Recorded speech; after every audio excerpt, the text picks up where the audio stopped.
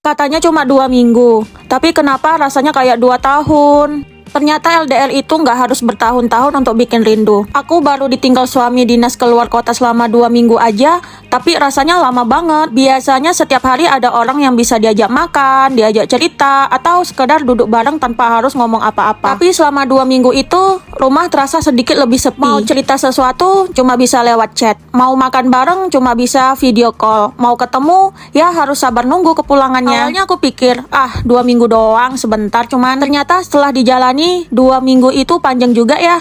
Dan hari ini akhirnya tiba. Aku datang menjemput suamiku yang udah selesai dinas di luar kota. Rasanya tuh campur aduk, senang, lega, sekaligus kayak nggak percaya akhirnya ketemu lagi. Padahal cuma 2 minggu. Tapi begitu melihat dia datang, rasanya semua rasa kangen yang dikumpulkan selama 2 minggu langsung terbayar. Kadang kita memang baru sadar betapa berharganya seseorang ketika untuk sementara waktu kita nggak bisa melihatnya setiap hari. Selama ini mungkin kita menganggap hal-hal kecil itu biasa. Makan bareng, ngobrol sebelum tidur, pergi beli sesuatu berdua, atau bahkan cuma duduk di rumah sambil sibuk dengan kegiatan masing-masing. Ternyata hal-hal sederhana seperti itu yang paling dirindukan ketika kita berjauhan. Dan dari pengalaman LDR cuma 2 minggu ini, aku jadi semakin kagum sama orang-orang yang harus menjalani LDR berbulan-bulan, bahkan sampai bertahun-tahun. Yang cuma bisa bertemu sesekali, yang harus menahan rindu lewat telepon atau video call, yang tetap bertahan meskipun jarak memisahkan. Sumpah, kalian hebat banget, karena ternyata rindu itu bukan soal berapa jauh jaraknya, tapi soal bagaimana kita tetap memilih untuk saling menjaga, saling percaya, dan tetap menunggu satu sama lain. Dan untuk aku sendiri, hari ini bukan cuma tentang menjemput suami pulang, tapi tentang rasa syukur karena telah 2 minggu akhirnya kami bisa kumpul bersama. 2 minggu ternyata cukup untuk membuatku semakin sadar